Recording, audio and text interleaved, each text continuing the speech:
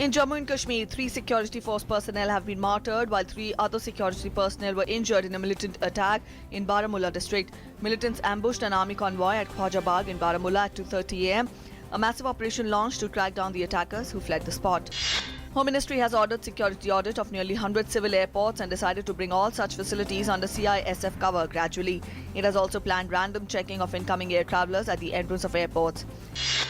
Information and Broadcasting Minister Venkaiah Naidu appealed to the political parties to speak in one voice on the issues of Balochistan and Gilgit. He said everyone should avoid making any statement which hurts India's interests. Naidu said it is unfortunate that main opposition Congress is not speaking in one voice.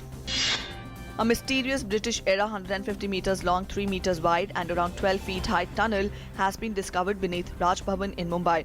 The bunker is spread over an area of 5,000 square feet. The tunnel has several spaces created on its both sides to store arms and ammunition. Girls outnumbered boys in qualifying the National Eligibility cum Entrance Test for admission to undergraduate medical courses. The CBSE released a list of top-performing candidates, as per which Hed Shah secured the first rank, scoring 685 marks out of 720, while Ekansh Goel with 682 came second and Nikhil Bajia with 678 stood third. Both houses of Bihar Legislature, the Bihar Legislative Assembly as well as Bihar Legislative Council have passed GST Constitution Amendment Bill. A special session of Bihar State Legislature met on Tuesday to ratify the Constitution Amendment Bill on Goods and Services Tax. Parliament had passed the GST bill recently. Prime Minister Narendra Modi shared some excellent pictures of Tiranga Yatra being taken by union ministers and MPs across the country. He shared such pictures on his Twitter handle, which was shared on Narendra Modi app, and congratulated them for such a wonderful yatra. Prime Minister will be sharing pictures of Tiranga Yatra over the next few days. Delhi government has banned the kite-flying thread Chinese manja in the national capital. The decision came in the wake of 3 deaths caused by Chinese manja. Kite flying will be permissible only with a cotton thread and natural fiber free from any metallic and glass component. India climbs 15 spots in Global Innovation Index. After this climb, India's ranking improves from 81 last year to 66 this year. India supersedes Brazil while maintaining top spot in Central and South Asian region. India tops in technology services export criteria. An Indian American has been appointed as one of the 4 co-chairs to the Democratic presidential candidate Hillary Clinton's campaign transition project. The Clinton-Cain Transition Project, headed by the former Interior Secretary Ken Salazar, has been tasked to ensure smooth transition of power, including identifying key senior positions in the new administration if Clinton and her running mate Tim Kaine win the 8 November general elections.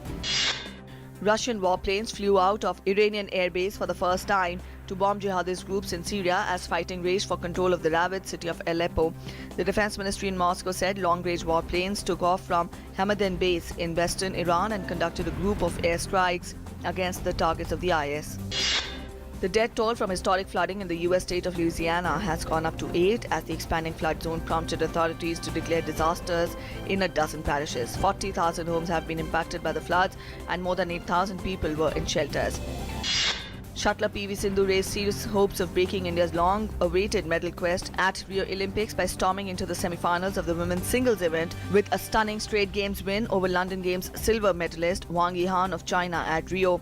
Sindhu, who came into the match with a 2-4 head-to-head record, dished out a compact game to outmaneuver the more experienced Wang 22-20, 21-19 in a grueling battle lasting 54 minutes.